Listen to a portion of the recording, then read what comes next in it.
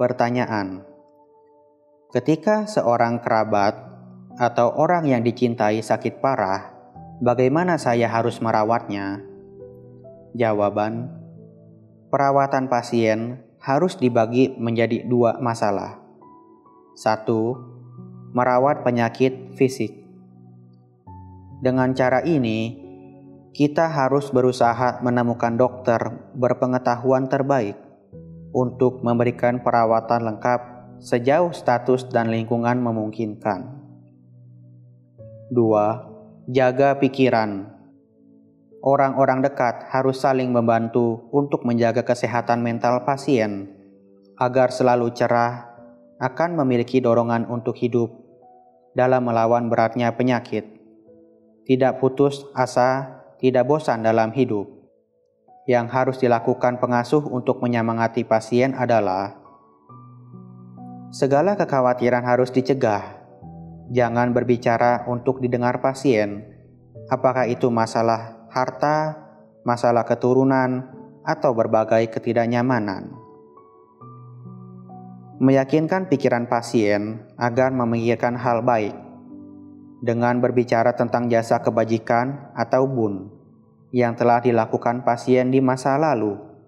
Misalnya, berbicara tentang jasa kebajikan atau bun saat dulu Pabaja Samanera, jasa kebajikan atau bun Katina, jasa kebajikan atau bun Dana Sanghadana, jasa kebajikan atau bun untuk membangun sekolah, rumah sakit, atau berbagai tempat, serta jasa kebajikan atau bun yang digunakan untuk membantu orang lain.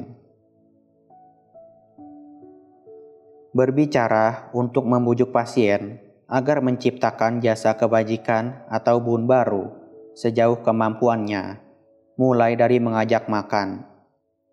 Misalnya, memberikan dana makan untuk Bante setiap hari. Bahkan, jika pasien tidak dapat bangun, maka undanglah para biku untuk membawa makanan ke rumah atau di kamar tidur, atau jika tidak nyaman, dapat membawakan makanan tersebut kepada pasien.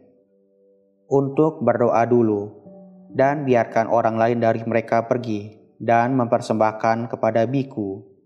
Sebagai gantinya, ketika dana makan untuk Bante selesai, juga beritahu pasien, orang sakit akan bahagia bersuka cita. Membujuk pasien untuk secara ketat menjalankan 5 sila, bahkan memukul semut, menampar nyamuk, jangan lakukan itu. Membujuk pasien untuk memusatkan pikirannya untuk berkonsentrasi yang dianggap sangat penting, dapat menyalakan suara parita atau suara dhamma para biku yang dihormati pasien. Pasien mendengarkan atau membacakan buku dhamma kepada pasien. Jika kita dapat melakukannya ini secara teratur, jika pasien masih memiliki jasa kebajikan atau bun, mungkin bisa disembuhkan dengan kekuatan dari jasa kebajikan atau bun lama yang digabungkan dengan jasa kebajikan atau bun baru yang dibuat. Tetapi, jika pasien kehabisan jasa kebajikan atau bun, akan meninggal, akan terlahir kembali di tempat yang baik, pasti tidak akan masuk neraka. Karena sebelum meninggal, pikiran selalu cerah. Untuk dapat meyakinkan pasien untuk melakukan hal ini, mediator harus membagikan jasa kebajikan atau bun dan gunakan kekuatan untuk berdoa atas perbuatan baik yang telah kita lakukan dan membantu melindungi orang sakit. Ini akan menghasilkan hasil yang lebih baik untuk perawatan pasien.